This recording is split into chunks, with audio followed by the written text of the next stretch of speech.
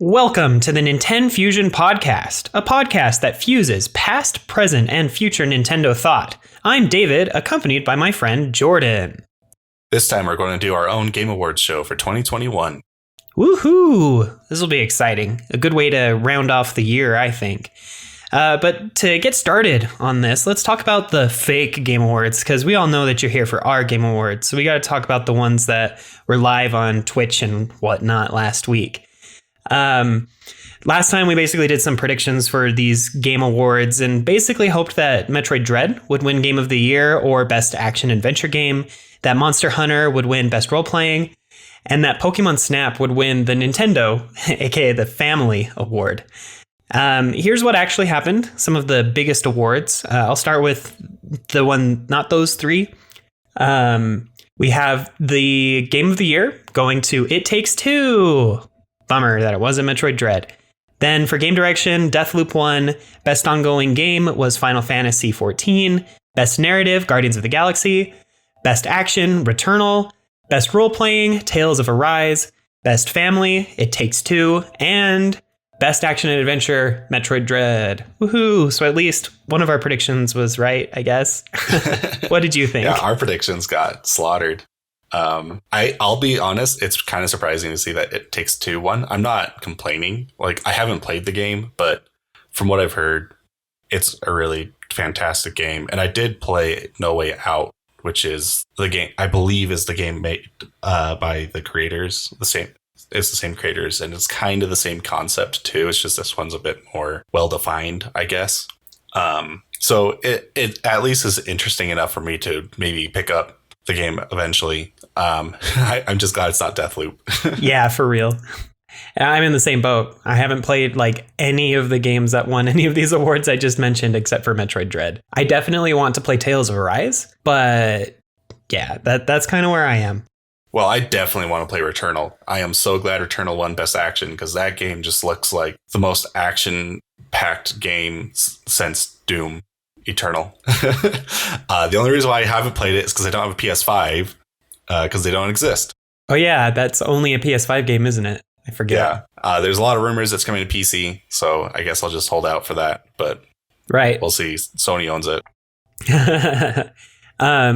I guess we can also talk about some of the announcements that were done during the Game Awards, and there were basically none. So if you watched for game announcements, you were probably pretty disappointed. The only thing that I remember was Final Fantasy VII Remake Intergrade is coming to PC, which awesome. I can buy it for PC and not have to get it on my PlayStation. There's a bit of controversy with that, though, because it is $70 on PC, even though it's just a digital copy, and was $60 on the PS4. Yeah, so definitely some premium taxing for being a PC gamer, I guess. Well, I think it's mostly just a bunch of game studios are now transitioning towards $70 being the new standard going forward, because that's what PS5 is set to. Which, bummer, but if that's the way that it's going to go and they're actually good experiences, it's okay. Though I do miss the days of $50 games back during the Wii era. That was good. But that's kind of everything that happened, right? Did we see any other big trailers? Not really. I guess we got the Sonic 2 movie. Can I just say, the Game Awards are an awful show. Yes, they are. It is not a fun viewing experience. It feels like it's been constructed by someone with ADHD and trying to accomplish too many different things at once. Yeah. Because it just jumps back and forth between all sorts of different things. We're doing a game reveal. Now we're doing this feel good sort of thing about this thing that's going on in the community. Now we're jumping to Doritos. We didn't actually get anything with Doritos, but it was kind of hyper commercialized stuff. And then they would jump, and then they'd be like, "Oh, by the way, Tales of Arise won Best Role Playing. Are we going to allow Tales of Arise developers to give a speech? No, we're just going to jump ahead now." Yeah, it's so bizarre for being an actual game show. I haven't watched fully in 2 years because I knew last year was going to be boring, and this year I was just like, you know what?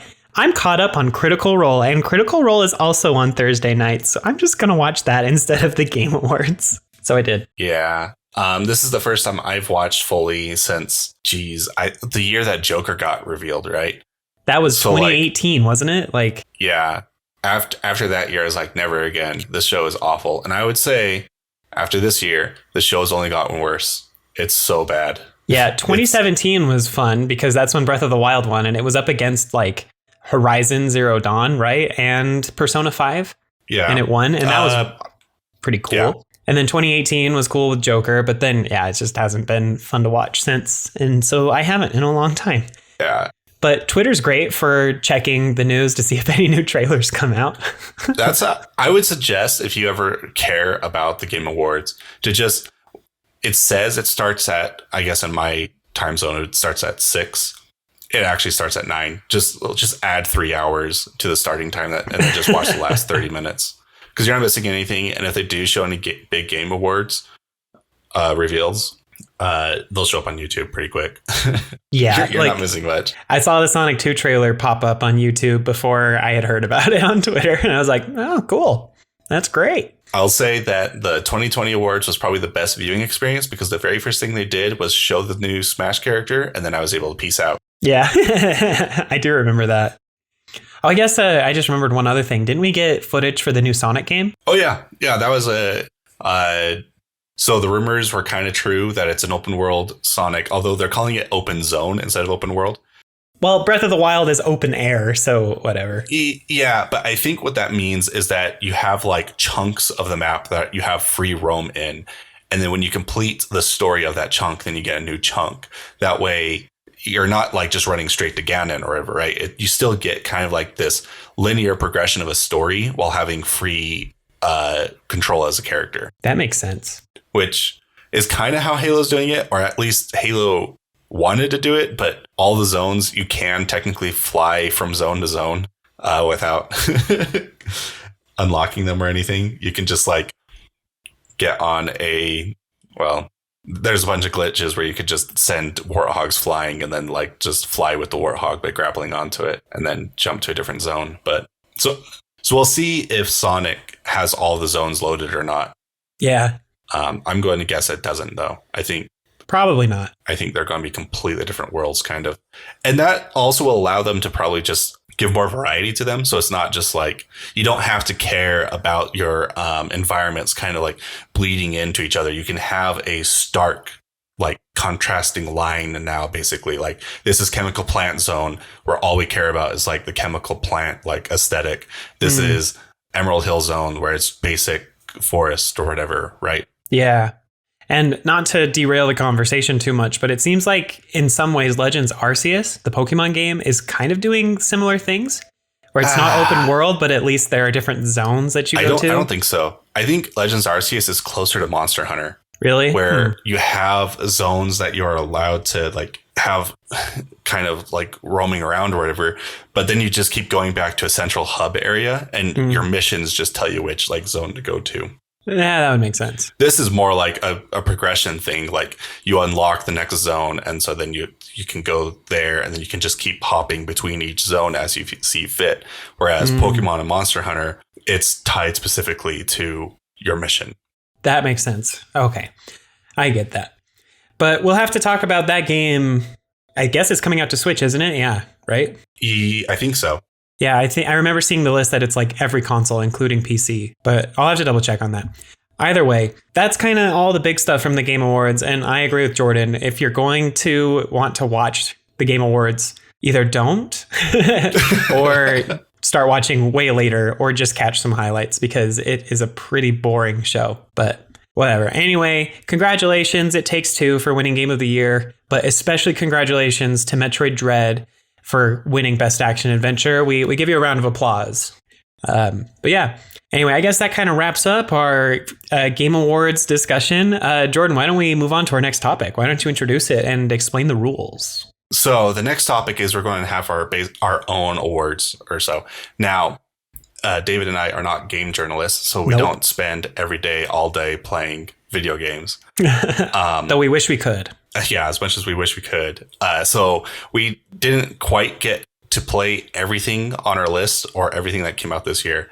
So, and on top of that, sometimes we'll play games that were on our list from previous years and then play them this year.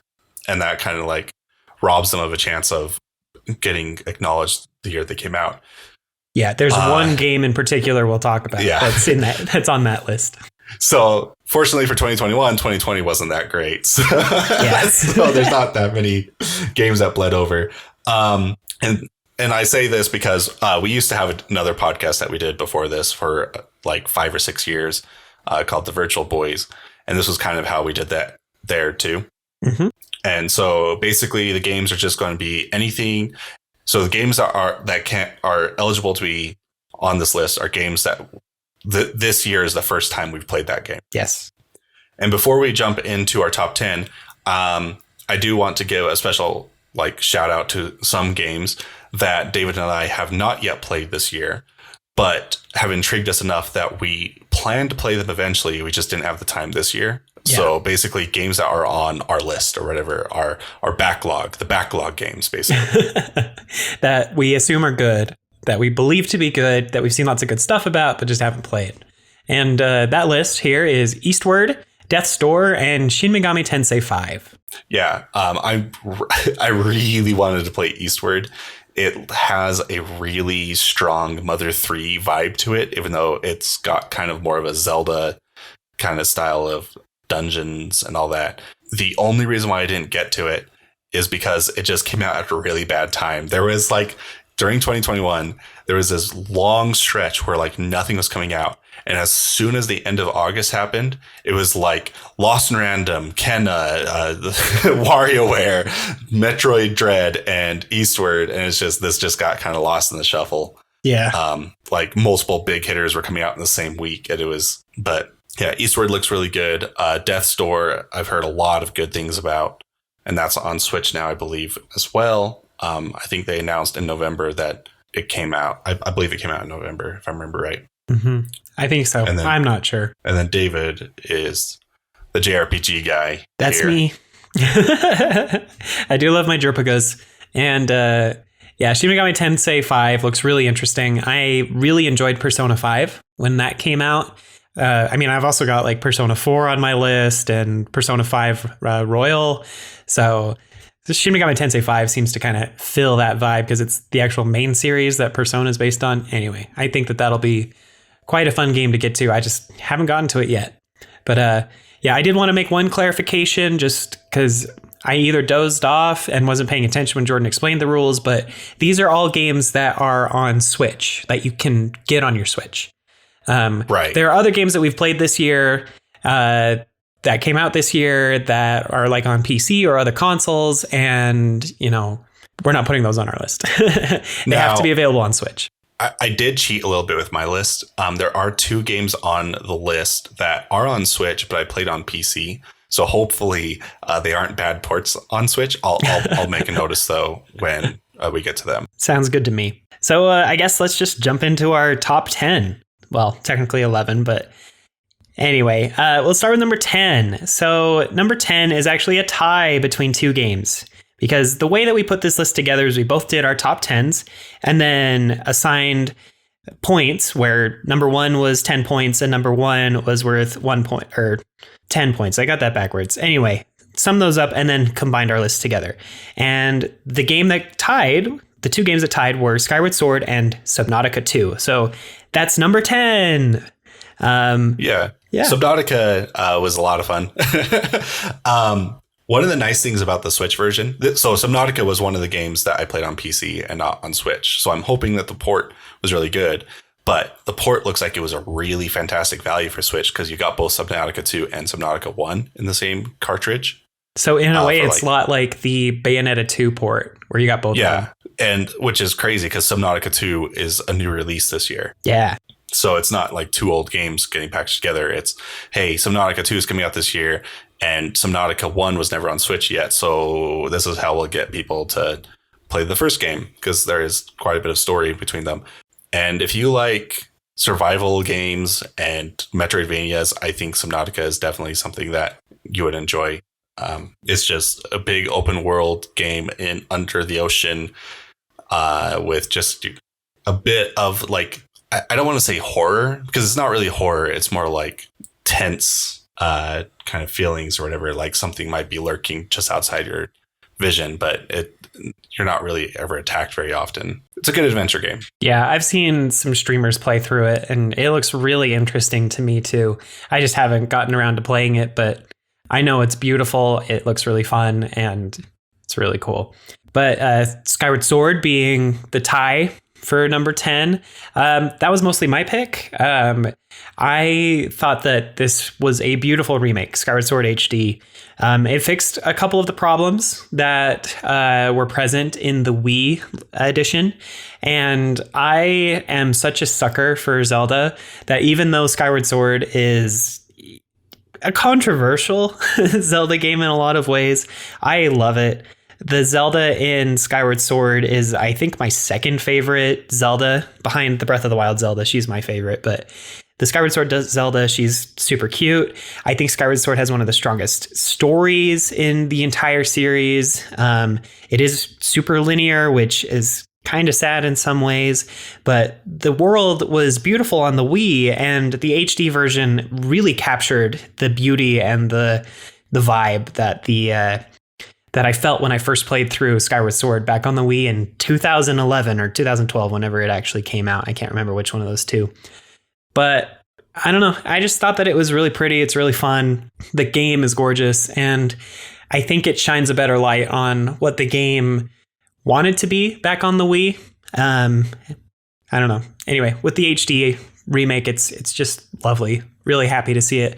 Plus, there's a lot of evidence that them working on the remake for Skyward Sword HD has reinvigorated a lot of ideas and inspiration for the sequel to Breath of the Wild. So I'm excited to see how that kind of bleeds over. So, well, we're getting Sky Islands and Breath of the Wild. So, yep. Which, speaking of Breath of the Wild, it's been 5 years since Breath of the Wild 1 came out. And we were told that they weren't doing that ever again. They said that after Skyward Sword 2. So I'm not that surprised. Anyway. Yeah, Breath of the Wild 2 has been taking quite a bit of time, quite a bit more than I was expecting, especially since they already had all the main mechanics already exactly made. But that's another discussion for another time. Exactly. So yeah, let's move on to number 9 then. Number 9 was Brilliant Diamond and Shining Pearl. Now, we spent a good long time talking about that on our last episode of the podcast. So if you want to hear our full thoughts and discussion about that game, you should definitely check out that episode because we got into it. They're okay remakes. I think they're fairly pretty. The music's really great. The gameplay is Pokemon, but it managed to carry over pretty much every single flaw that Diamond and Pearl had over to the Switch. Yeah, I think it's if you haven't played Sinnoh, honestly, I actually think this is the preferred way to play Sinnoh now, even more than Platinum. Yeah, I do agree with that. It just feels a bit more modern. It would have been nice if they took things a bit further rather than just going for one remake. Yep. Even if they had added a quote unquote Delta episode at the end of the game where there's like some new story or some new lore, or they added in some mechanics from Sword and Shield. Like I know a lot of people either love or hate the Gigantamax or Dynamax mechanic. But if that was worked into the story and then they expanded the lore, kind of like Omega Ruby Alpha Sapphire did with Mega Stones, then I would have been much happier with the story. But it's literally copy paste from Diamond and Pearl. They just quite literally ported it to the Switch. So, but anyway, we talked about that plenty last time. So go check that out. Jordan, what's number 8? So number 8 is Lost in Random. This is the other piece, the other game I played on PC that's on Switch. So I don't exactly know how it performs on Switch, but I think the game is beautiful. It goes for like a Tim Burton-esque kind of aesthetic to its design. The gameplay has a pretty unique fighting style where it's all about just like collecting cards and then for your moves and then basically getting weapons out of it and basically having a classic 3D adventure kind of game. So if you like 3D adventures, this one's actually a lot of fun. It's not perfect. It has a lot of problems, but its character, I think, kind of outweighs those problems. That's really cool. That is definitely a game that I'm really interested in. This is another one that I haven't had the chance to play, but I love games that just have that, really cool art styles. I think that that's just really awesome. So yeah, I definitely recommend it. If you enjoy 3D adventure games, it's a bit linear, but it's fine. And the story is fun. The characters are fun. Just everything about it is fun. There's just a bunch of glitches here and there. I mean, that's fine. Whatever. Glitches happen. It's a 3D indie game, which we don't get a lot of those because it's pretty difficult to get a full 3D adventure game with a really small team. For real. All right. So number 7 is WarioWare, which I was super stoked that we're getting more WarioWare games. Yes.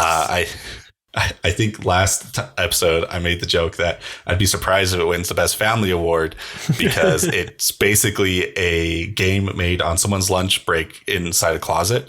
But that's like the charm of WarioWare, right? Like that's not really a negative. It's its character. It's literally like you pull in some random clip from another Nintendo game and then are like, let's make this a mini game for 2 seconds. Like grab a clip from a Zelda game, and if you shake the Wii remote, or sorry, that was a slip. I went clear back to WarioWare Shake It. It's been 15 years, David. Come on. But you get the idea. You do something with the controller and try to pull off something, and there are lots of like Nintendo references all throughout it, or just random pictures of things, or really ugly 3D models. The whole WarioWare aesthetic is definitely, a small team made this on their lunch break, even though they didn't, obviously, but yeah. it has its Nintendo shine to it. Absolutely. It just, man, it looks off, but that's what's so great about it. And I firmly believe that there needs to be at least one WarioWare game on every Nintendo console, just like there's a Mario Kart, because it's just so fun for parties, especially with like little kids or teenagers. Like they just eat it up. It's great. Super fun. So what did you think of like the multiple character design or paradigm? I thought it was really cool. I don't know. It was weird that there's like a meta for characters. Like some of them are more broken than others.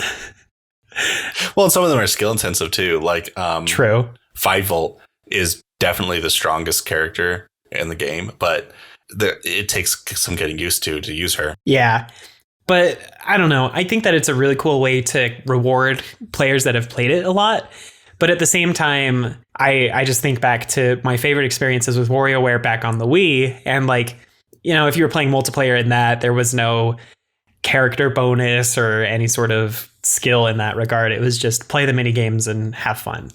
So I don't know. I think there's a balance that can be struck. I think it's a really cool new mechanic and I like the idea, but I don't know. Those are my thoughts there. All right. So what's number 6?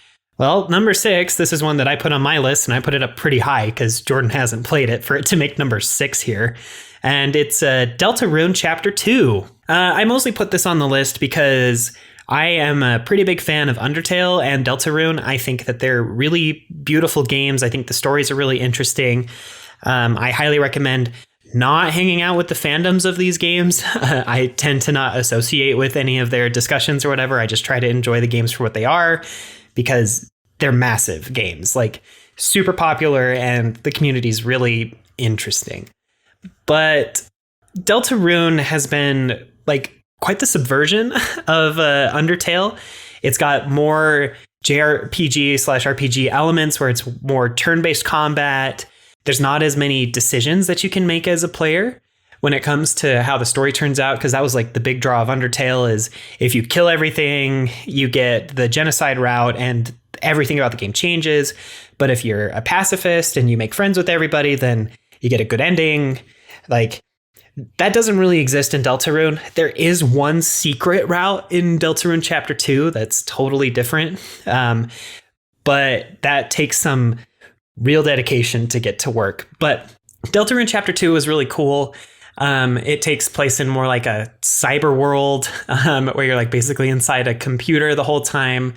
The characters are incredibly fun, incredibly charming. They added 2 new ones. Well, they didn't really add them, but they gave them huge roles in the story. Noelle and whatever the bird's name is. I think it's Beakley. Anyway, I don't want to gush over the game too much, but I was totally hooked the night that it went live. And it's free. And it's free on Switch and on PC. So if you haven't played them, I think they're really fun. They're not very long, and they're just wonderful games. Plus, Toby is an incredible composer. The music for Deltarune is so good, and in some cases, I'd say it's better than the music in Undertale. And every song in Undertale is a masterpiece. So those are my sense on Deltarune. Did you have anything to say about Deltarune, or should we move on to number 5? I have not played Deltarune yet. I am waiting for all the episodes to come out. I'm not a big fan of Deltarune or of Undertale. I liked it. It's fine. And I plan to play through Deltarune. It's just not yet. Not yet. And that's okay. But it might be another 3 years before chapter 3. And that's another reason why I'm waiting. Yeah. It's been a lot of time between chapters. So, all right, well, let's move on to number 5, which is Mario Party Superstars. What did you think about that game, Jordan? I was pleasantly surprised by it. Mario Party has been kind of not too great for quite a while, at least since the GameCube, honestly. And this one kind of cheated by just taking a lot of elements from the Mario Parties that were good. But You know what? Refreshing them is pretty nice. Yep. I mean, I agree. We talked about this, 2 episodes ago, I think? Yeah. They're really fun. So if you want like a full breakdown of the game, we have an entire 40-minute episode dedicated to it. I will say this is the best Mario Party simply because it has online. Yes. Well, better online than, what was it, Super Mario Party? Was that I guess I should say it had online at launch. Yes. And it was really good online at launch, too. It wasn't bad. But it's really cool to see Mario Party kind of return to form, and it really deserves to be up here, even though it is remake. But we've put other remakes on this list already, so it's fine. So anyway, Mario Party Superstars, number 4. Number 5, excuse me. I was moving ahead. Jordan, tell us all about number 4. So number 4 is my most played game of this year, which is Monster Hunter Rise, which is a phenomenal Monster Hunter game. If you're new to Monster Hunter, this is the game to start with. Well, that's good to know because I haven't played Monster Hunter. It took a lot. So Monster Hunter World on the PlayStation and PC, that game kind of took away a lot of the fluff and the bad UI and bad UX of Monster Hunter games, and kind of made a more streamlined experience, which upset some of the more hardcore Monster Hunter fans, but it overall made it a better experience overall. And Monster Hunter Rise took a lot of those elements and put it on Switch. So we have basically a Monster Hunter World on Switch, kind of. Now, it's not quite as deep as World is. It's still a bit more stripped down, which is why I say it's the best starting Monster Hunter game ever made. But it's still, even if you're a old school Monster Hunter fan, this is a phenomenal Monster Hunter game. Well, I'm glad to hear that. I mean, I got the one on 3DS, whatever that one was called, and played through a bit of it. There were a few of them. Well, I don't remember. But I mean, I've heard so many good things about Monster Hunter. I know I'd really enjoy it, but that's just something I have to sit down and actually play. But yeah, one nice thing about this one is that you get straight into the action, whereas most previous Monster Hunters, you wouldn't fight your monster for the first 2 hours. It would just be collecting nuts in bushes and killing Goombas. Well, that's good. And the other cool thing about Monster Hunter Rise is it's getting a huge DLC next year, isn't it? Yes. Now, Monster Hunter World, when it got its DLC, that DLC was basically a new game. So I'm hoping Sunbreak is going to be the same thing. We already know that there's going to be a new map and a new monster kind of leading that DLC. But I'm hoping they bring a whole bunch of stuff with it. Kind of Monster Hunter Rise, it's a lot of fun. I'm really enjoying it. I would like a bit more character customization and build customization. And so I'm really hoping that comes with the DLC. I mean, it makes sense if it did. So we'll see. So now, number 3. We're hitting the top 3 now. Ooh, we're moving on. Number 3 is new Pokemon Snap. And this one's just a feel-good game for you to just put on your Switch and take pictures of really pretty Pokemon. This was in the running for the Family Game of the Year at the Game Awards. And honestly, we both thought that it should have won that category. I do want to say the reason why we both thought it should have won is because we didn't have high expectations for It Takes Two because neither of us have played it. But true. It looks like we severely underestimated that game. Yeah, and that's on us.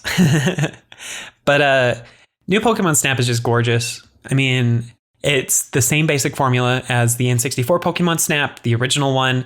You just get in a cart, you're going on a track that basically goes the same speed through a predetermined course in some area that has a bunch of Pokemon, and you interact with them by throwing stuff at them or giving them food or calling to them or a couple of other random little things like that. And then you just take really good looking pictures of Pokemon, and it's just a really chill game. If you just want to kind of relax after a long day of work, Pokemon Snap is perfect for that. And it's honestly the best Pokemon has ever looked. The models are incredible. The lighting is beautiful. And it makes me wish that, the Pokemon games that we're getting and just got followed a lot of that same art style, because Pokemon looks so good in a way more cartoony with really pretty lighting style. And anyway, I just can gush about the visuals. Yeah, the graphics just look way better than any of the mainline Pokemon games we've been getting. Which it needed. Like, you don't want a picture-taking game if pictures look ugly, right? Exactly. But it not only were the graphics good, but all the Pokemon had so much personality put to them. Oh, for real. Oh, so many different actions. And it wasn't like a small list of Pokemon. It was a pretty good size. Like it makes me really wonder like what Game Freak was talking about with why so many Pokemon were cut in Sword and Shield, but whatever. I mean, what's bugging me more than anything about like comparing Pokemon Snap with the current games, especially like Arceus, is like, why are they not taking some of these animations and putting them in the main series games? Like, we talked last week about Brilliant Diamond and Shining Pearl, like Ekans walking behind you, it's a Roomba. Like, these games have really awesome, like, motions for the Pokemon. They all look actually real and incredible. And it's just like, yeah, if they could incorporate that somehow into the main series games, they'd just be phenomenal. Anyway. And what's also great is it felt like there was a lot of content to this game. Like, so much of the Pokemon franchise right now just feels like it's trying to cut out as much as it possibly can and still like maximize profit. Whereas this one, it's like, no, we're just going to do a full-on Pokemon Snap game. Well, and then they released like 2 or 3 more maps after the game released. And I thought the game was pretty full on launch day. Yeah. And the new maps were free. Like, it was really interesting, considering, the Sword and Shield DLC was what, like $30 or 20? I don't remember. Anyway, new Pokemon Snap is gorgeous. And if you haven't played it and you're a fan of Pokemon and just need something chill to play, you should definitely get it. It's definitely deserving of our number 3 spot. So, but I guess that's enough about Pokemon Snap. Jordan, tell us about number 2. Number 2, we put Bowser's Fury, which is funny because this was also nominated for Family Award, but we thought Pokemon Snap should win, but we're putting this above Pokemon Snap. Well, that's because we were considering Pokemon, the value of both of these games as family games. And Bowser's Fury is more like a one-player adventure that a second person could join in. Well, I think a big part is that this game's kind of stapled onto Mario 3D World, True, right? So yes. It didn't feel right for not even a remake, but kind of just a port winning an award for like the best game of it. When it comes to an award of like the best game in that category, I feel like it should be like a full brand new package, right? Yeah, I agree with that. But with that said, Bowser's Fury is the best tech demo ever made. You've got that right. Bowser's Fury does not feel like a full game, but man, if it was a full game, Metroid would have serious competition for a best game of the year. Yeah.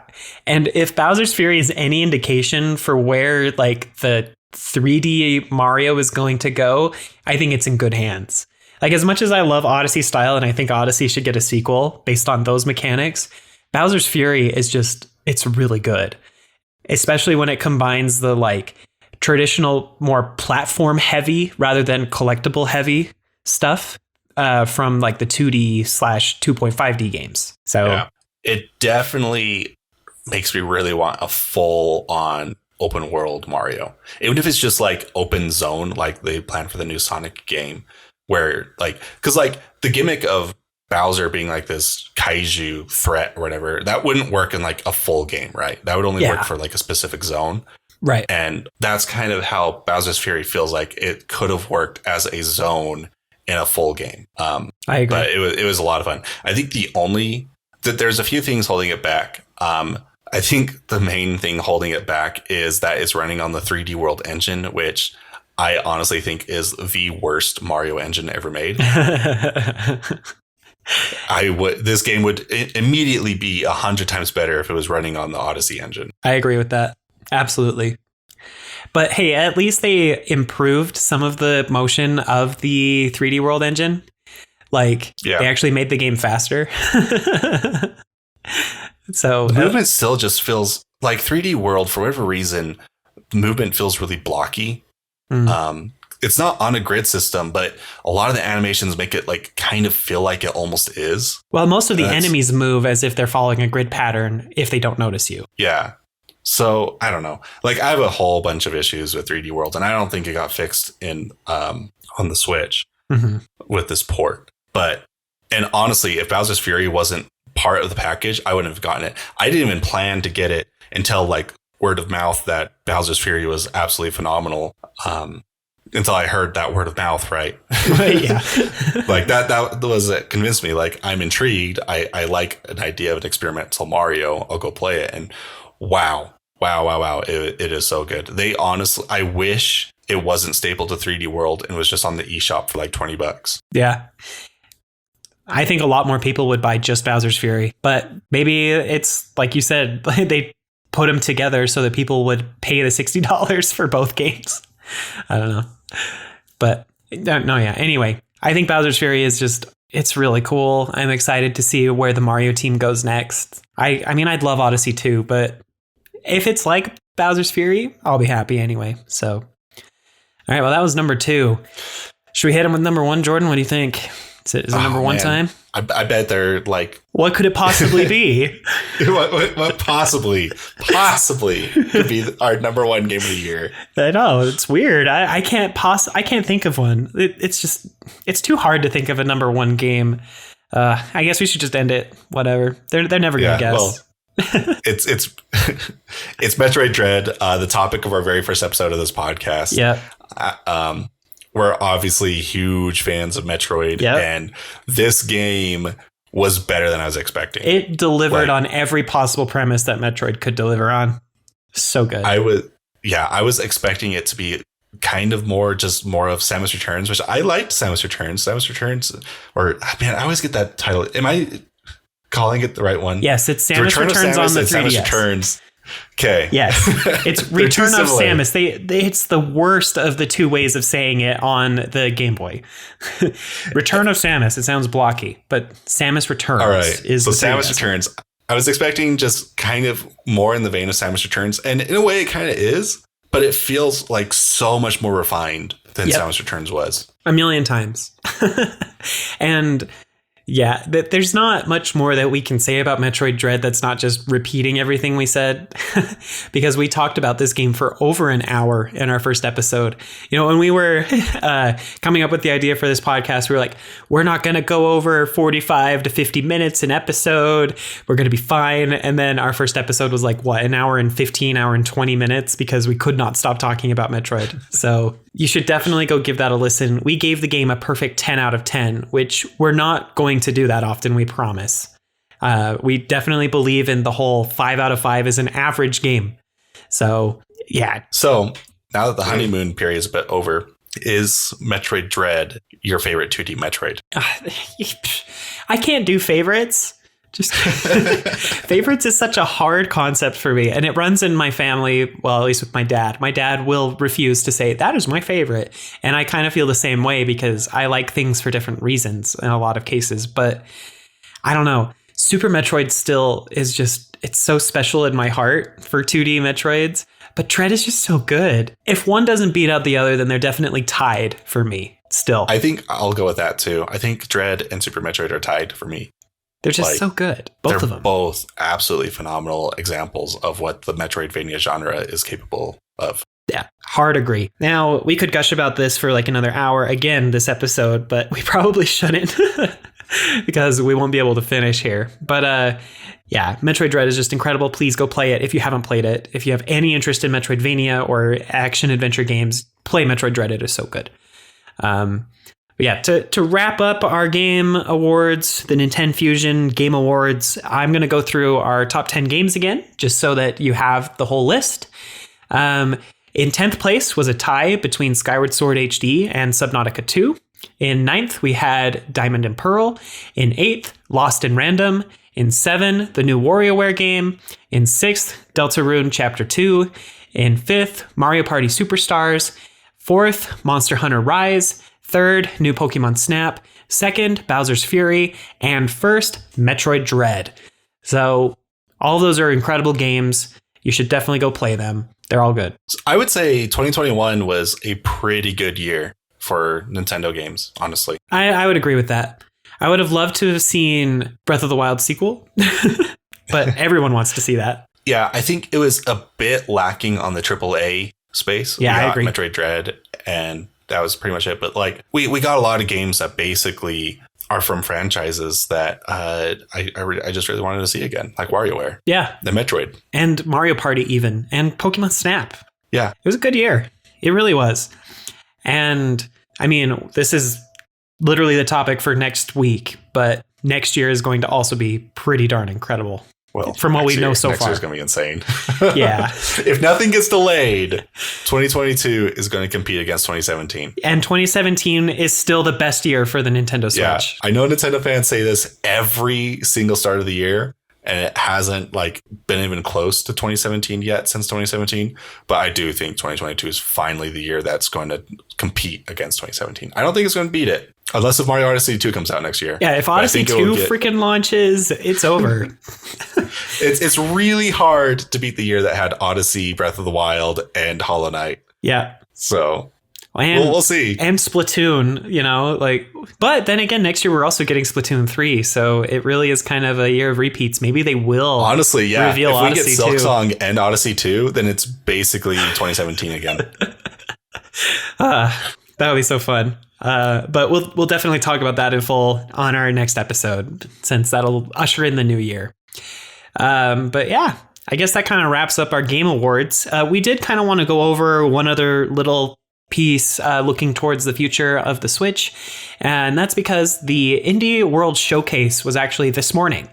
And the Indie World Showcase is honestly really nice. It's really great to see Nintendo on their official platforms give huge shout outs and a ton of time and space to indie developers and showing off these are cool games that you should definitely go and buy and support because the indie scene is just incredible.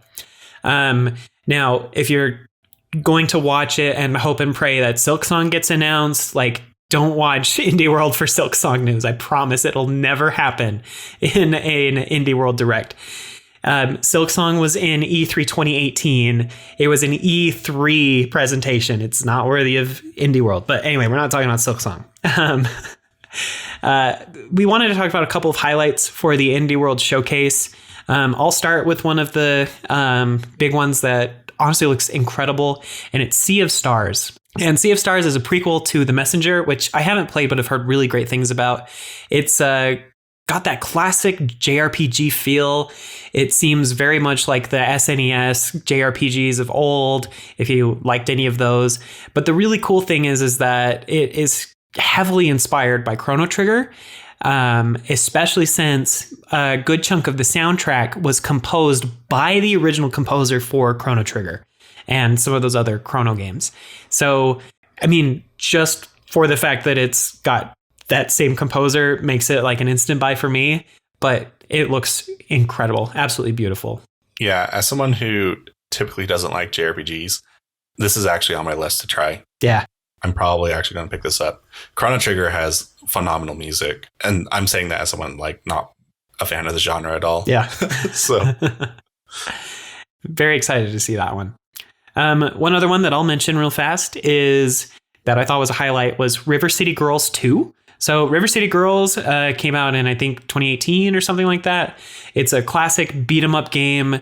I think the first game came out like back on the NES. Am I making that up?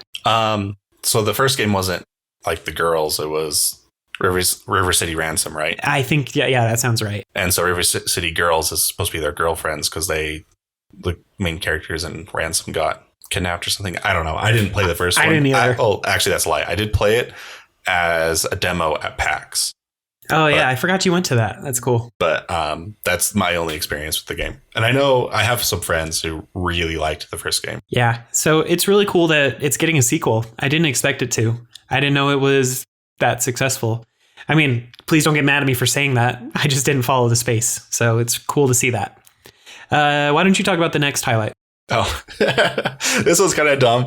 Honestly, this was the game that got me the most interested in the whole presentation. It was in the sizzle reel, so it wasn't important at all. But I really wanted to play Parkosaurus. I had never heard of it, and then I saw like you just like have a zoo that you can put Tyrannosaurus Rexes in. I hope that you can just release them and eat the crowds. So yeah, apparently it started on Steam, so I might not wait for it to come out on Switch. I'll probably just pick it up on Steam. Yeah. And it's got a 70%, so it looks like my kind of bad, fun, janky kind of game to play just for an afternoon. That'll be cool. There was one other I wanted to put out, which was Dungeon Munchies, which I don't think I'll play, but it looked hilarious because you're a zombie brought back to life that then has to go fight zombie food, and then you cook it and do weird things, and it looked hilarious. It's a bit like Moonlight or... Yeah. Anyway, that one just looked fun. And then, honestly, the biggest announcement was their one last thing at the very end, because Nintendo always does that in all of their presentations. And it's Omori is getting a Nintendo Switch release, which is incredible. It's a time-traveling RPG game with some of the coolest visuals from an indie studio for an RPG. It's heavily acclaimed or highly acclaimed, and it just looks awesome. It's a huge get for the Nintendo Switch, and I will likely pick it up. So I don't know if you are, but well, I got bored of the trailer and skipped through it. So well, there you go. I don't think I'll see. And the reason why this is like the biggest news is because I saw a bunch of people in the live chats while I was kind of glancing at the show saying that the announcement of Omori saved the whole direct or the showcase, which I think there were a lot of really great things about the showcase, but it was interesting that it seemed like there were quite a few fans that were just incredibly happy to see Omori on Switch. So anyway, looks really cool. Yeah. Anything else you want to talk about, Jordan, before we wrap up? No, I think that's it. All right. Well, I guess that kind of wraps up our episode. Thank you so much for listening to this episode of the NintenFusion Podcast. We hope you enjoyed hearing our discussion about the actual Game Awards and then our real and true Game Awards that you actually care about with our top 10, and then a little bit about the Indie Showcase. We really appreciate you listening. The podcast is live pretty much everywhere, of course. You can find out where and how you can listen to our show by going to anchor.fm/NintenFusion. Whatever podcast app or on YouTube you're listening to us on, please give us a review or a comment. Leaving those types of things really help others find the show, and it also helps us know how we're doing. Also, come check us out on Discord. Talk about Nintendo stuff or whatever you want with us on our Discord server by going to nintenfusion.com/Discord. We'd be excited to hear from you and chat with you about Nintendo stuff. Anyway, that'll do it for us on this episode of NintenFusion. Thank you again so much for listening, and we'll catch you on the next one. Thanks. Bye. See ya.